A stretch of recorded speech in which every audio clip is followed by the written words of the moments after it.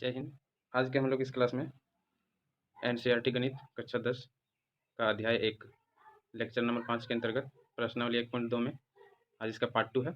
इसमें आज हम लोग प्रश्न संख्या 3, 4, 5, 6 तथा 7 का विस्तार पूर्वक हल को देखने वाले हैं। वीडियो को आप अंत तक देखिएगा, सारा आपका डाउट क्लियर हो जाएगा। साथ ही हमारे चैनल पर यदि आप नए हैं, चैनल को सब्सक्राइब जरूर कर लें, क्योंकि कंप्लीट मैथ का सॉल्यूशन आपको इस चैनल पर मिलने वाला है। अभी फ़िलहाल कक्षा 9 और 10 के लिए क्लास दिया जा रहा है। आने वाले दिनों में 5 to 10 यानी कि 5वीं से 10वीं तक के मैथ का कंप्लीट सॉल्यूशन इस चैनल पर करवाया जाएगा, इसलिए चैनल को आप ज़रूर सब्सक्राइब कर लें। चलिए आज का क्लास शुरू करते हैं। आज की क्लास में हम लोग प्रश्नावली 1.2 का प्रश्न संख्या 3 को देखेंगे। इसमें कहा जा रहा है अभाज्य गुणनखंड विधि द्वारा निम्नलिखित पूर्णांकों के एलसीएम और एचसीएफ ज्ञात कीजिए। चलिए तो सबसे पहले क्वेश्चन नंबर लेते हैं। क्वेश्चन नंबर 1 में है 12, 15 और 21। तो इसका हमको अभाज्य गुणनखंड विधि के द्वारा निकालना है एचसीएफ और एलसीएम। तो सबसे पहले हम लोग प्रश्न संख्या 1 का हल करते हैं। इसमें दिया है 12, तो हम लोग 12 का अभाज्य गुणनखंड करेंगे। तो आइए 12 का अभाज्य गुणनखंड करते हैं। तो 12 सबसे पहले 2 से विभाजित जाएगा 6 बार में, 2 से जाएगा 3 बार में, यानी कि 2, 2 और 3। तो हम लिख सकते हैं 2 गुणा 2 गुणा 3, 15। 15 के बराबर में हम लोग देखते हैं कि क्या आता है। तो 15 का अभाज्य गुणनखंड करेंगे तो यह 3 से जाएगा 5 बार में, यानी कि 3 गुणा 5। यहाँ लिख सकते हैं 3 गुणा 5। फिर है 21। अब 21 का गुणनखंड करते हैं। तो 21 का अभाज्य गुणनखंड 3, 7, 21, यानी कि 3 गुणा 7। अब तीनों का यदि अभाज्य गुणनखंड आपने कर लिया तो हमको एलसीएम और एचसीएफ इसमें ज्ञात कर सकते हैं। तो सबसे पहले लिखते हैं एचसीएफ। एचसीएफ इन गुणनखंडों में से ही कोई एक हो सकता है। तो एचसीएफ वह होता है जो तीनों के गुणनखंड में शामिल हो, यानी कौन ऐसा अंक है जो कि तीनों के गुणनखंड में शामिल है। यदि आप यहाँ 2 को देखें तो 12 के गुणनखंड में 2 है, लेकिन 15 और 21 इसके गुणनखंड में आपका 2 नहीं मिलेगा, तो 2 तो नहीं ले सकते। 3 की बात करें तो 12 के गुणनखंड में भी 3 है, 15 के गुणनखंड में भी 3 है और 21 के गुणनखंड में भी 3 है, यानी कि आपका कॉमन गुणनखंड क्या हो गया 3। तो तीनों में जो कॉमन हो उसी को हम लोग बोलते हैं अभाज्य गुणनखंड में से एचसीएफ। तो एचसीएफ आपको क्या हो जाएगा इसमें 3।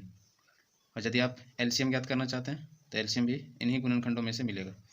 एलसीएम के लिए क्या करेंगे कि जो पहले तीनों गुणनखंड में शामिल हो उसको लिख लेंगे, यानी कि 3 लिख लेंगे। उसके बाद कम से कम इन तीनों में से किन्हीं 2 में से 2 गुणनखंड में शामिल हो। तो 2 संख्या के गुणनखंड में क्या क्या शामिल है उसको हम लोग यहाँ लिखेंगे। तो यहाँ देखते हैं कि 2 में से कोई मैच नहीं कर रहा है, तो अंत में जो बच जाए उसे आप लिख सकते हैं, यानी कि 2 गुणा 2, 2 गुणा 2। यहाँ 5 लिख सकते हैं गुणा में, और ये है 7। जब ये सभी को आप गुना करिएगा तो देखिए 3 से 3 सत्ते 21, 21 दूनी 42, 42 और 2 पचे 10, तो 42 दाही 420। तो इस प्रकार आपको एलसीएम मिल जाएगा 420।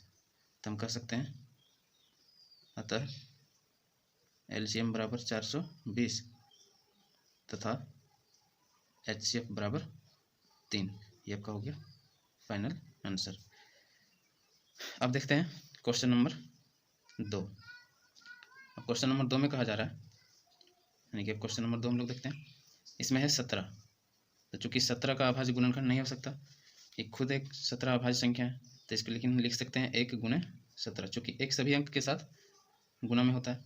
उसके बाद है 23, तो 23 के बराबर में भी लिख सकते हैं 1 गुणे 23, 29। तो 29 के 1 गुणा 29, ये सभी आप लिख सकते हैं। अब यहाँ हम लोग को एचसीएफ लिखना है, तो एचसीएफ हम लिख सकते हैं तीनों के गुणनखंड में आपका 1 शामिल है, इसलिए एचसीएफ हो जाएगा 1। और एलसीएम के लिए तीनों में कुछ कॉमन नहीं मिल रहा है, और जब नहीं मिले तो जो संख्या बचा हुआ वही आपका गुना हो जाता है, यानी कि 17 गुणा 23 गुणा 29। जब ये तीनों संख्या को गुना करते हैं इसमें प्राप्त होता है 11,339। ये आपको एलसीएम प्राप्त हो गया और एचसीएफ हुआ 1। अब देखते हैं इसका अगला क्वेश्चन, जो है क्वेश्चन नंबर 3। क्वेश्चन नंबर 3 में कहा जा रहा है कि 8, 9 और 25 यानी इन तीनों का आपको एलसीएम तथा एचसीएफ ज्ञात करना है। तो सबसे पहले हम लोग 8 का अभाज्य गुणनखंड करते हैं।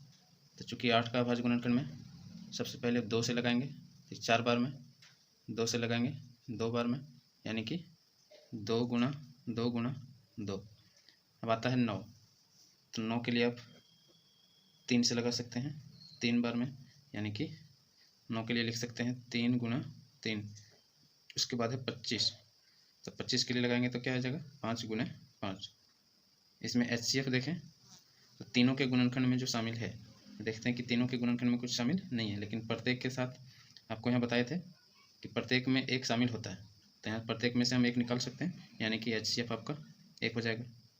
और एलसीएम के लिए कम से कम जो 2 गुणनखंड में शामिल हो, तो दोनों में क्या है, कुछ नहीं है, तो 2 दूनी 4, 4 दूनी 8 लिख सकते हैं, 3 तिया 9 और 5 5 25, यानी कि इन तीनों का गुणनखंड कर देते हैं।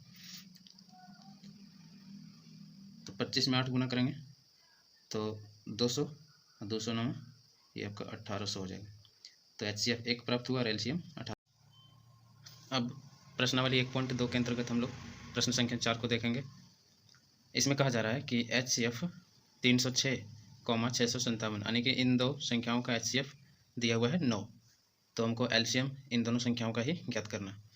तो इसके लिए आपको एक बात ध्यान रखना है कि दोनों संख्याओं का गुणनफल बराबर एचसीएफ गुणे एलसीएम होता है। ये आपको पिछले क्लास में बताए थे। तो हम लिखेंगे इसके लिए, चूँकि एचसीएफ गुणे एलसीएम बराबर क्या होता है, दो संख्याओं का गुणनफल, संख्याओं का गुणनफल। इसलिए तो एचसीएफ इन दोनों का क्या दिया हुआ है 9 लेंगे, और एलसीएम चूँकि हमें ज्ञात करनी है तो एलसीएम का एलसीएम लिख देंगे। दो संख्याओं का गुणनफल, दो संख्या क्या है आपके पास 306 और गुणा 657, या चूँकि हमें एलसीएम ज्ञात करनी है तो एलसीएम को आप बाएं पक्ष में रखेंगे, 9 को दाईं पक्ष में ले जाएंगे। दाईं में आपका 306 गुणा 657 और 9 इधर गुणा के संबंध में है, तो दाईं तरफ आपका विभाजन हो जाएगा, ना कि बट्टा में 9 चलाएगा। 9 से ही दोनों संख्या हम देखते हैं किससे डिवाइड होता है, सब 3 से विभाजित करते हैं। तो 3 तिहाई 9 और 3 से यदि इसको विभाजित करिए तो 3 दूनी 6 और 19 तिया 57, 3 से कट गया, 3 इकाई 3, ये भी आपका कट जाएगा, 3 इकाई 3 0 और 3 दूनी 6, यानी कि आपका ये 102 बार में कट गया। फाइनल यदि आप देखें तो क्या बचता है 102 गुणा 219। यदि आप इन दोनों संख्याओं को गुणा करेंगे तो हमें मिलेगा 22,338, यानी कि यही आपका क्या हो जाएगा आंसर हो जाएगा। चलिए अगले क्वेश्चन पर चलते हैं। अब क्वेश्चन नंबर है 5। इसमें कहा जा रहा है कि जांच कीजिए कि क्या किसी प्राकृत संख्या n के लिए संख्या 6 का पावर n अंक 0 पर समाप्त हो सकती है, यह आपको जांच करना है। इसके लिए आप देखिए इसका सॉल्यूशन, कि आपको चेक करना है कि 6 का पावर n का जो अंक समाप्त होगा वो 0 पर होगा कि नहीं, ये आपको जांच करना है। तो कोई भी 0 पर समाप्त होने वाली जो संख्या होती है तो वह 10 से विभाजित होती है। हम कह सकते हैं चूँकि 0 पर समाप्त होने वाली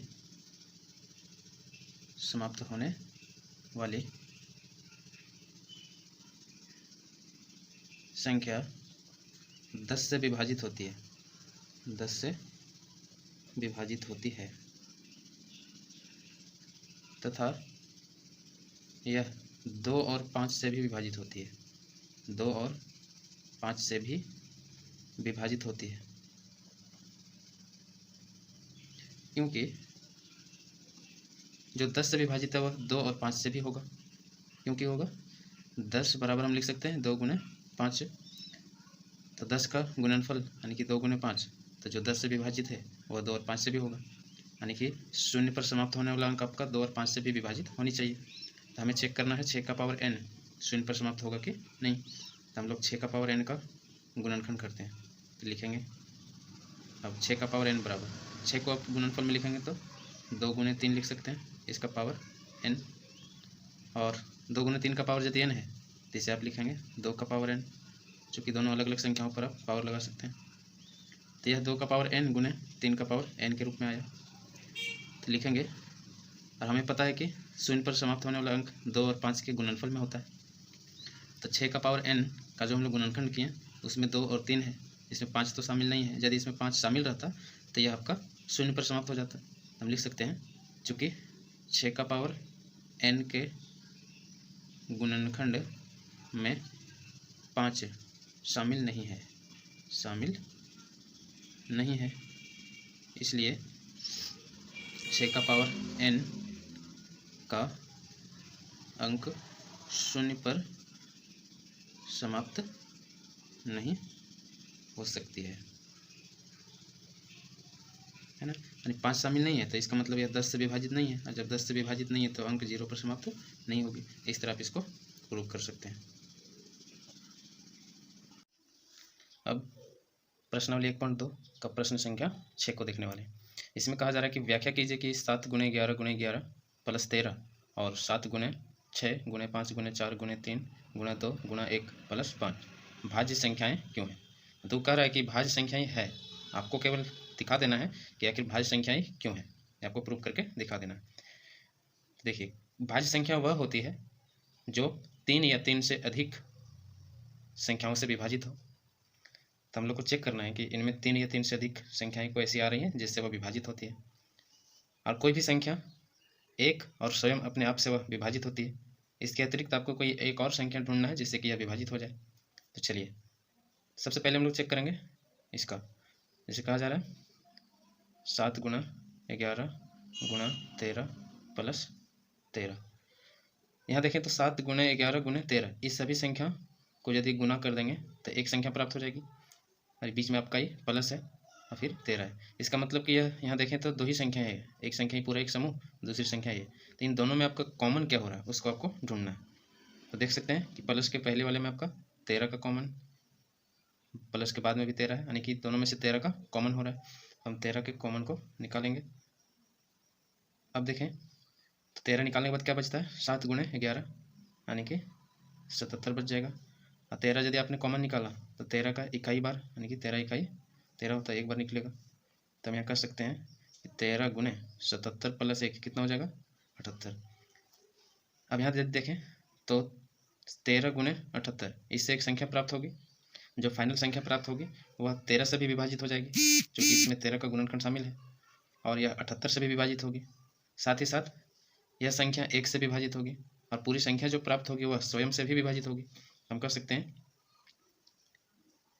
कि यह संख्या यानी कि 13 गुणे 78 एक 13 78 तथा स्वयं से विभाजित होगी, अतः यह भाज्य संख्या है, यह आपका प्रूव हो गया।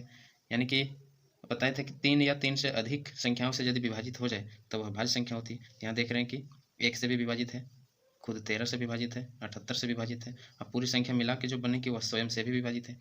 इसका मतलब कि यह क्या है, भाज्य संख्या है। अब यहाँ पर एक क्वेश्चन और आपको दिया गया है। इसमें कहा जा रहा है 7 गुणे 6 गुणे 5 गुणे 4 गुणे 3 गुणे 2 गुणे 1 प्लस 5। यहाँ भी यही प्रक्रिया आप करेंगे। सबसे पहले इस प्लस के पहले और प्लस के बाद इसमें आपको ढूंढना है कि क्या कॉमन हो रहा है। तो देख रहे हैं कि प्लस के बाद में 5 है और इसके पहले भी यहाँ आपका 5 है, तो दोनों में 5 का कॉमन आ रहा है। 5 को आप कॉमन कर लेंगे। 5 को कॉमन करने के बाद आपको क्या बचा, तो 7 गुणे 6 और गुणे 4 लिखेंगे। 7 गुणे 6, 5 को तो नहीं लिखेंगे, कॉमन किए हैं, तो गुणे में लिखाएगा 4 गुणे 3 गुणे 2, और इसके बाद प्लस है। प्लस के बाद अपने 5 को निकाल लिया तो इकाई यानी कि एक बार। इस प्रकार 5 इन सबको आप गुना करिए तो द्वितीय 6 6 चक 24, 24 में 6 गुना करेंगे 144, और यदि 144 को 7 से गुना करें तो 4 7 28 के 8 बाकी 2 14 7 98 और 2 100 यानी कि 1008 प्राप्त होता है।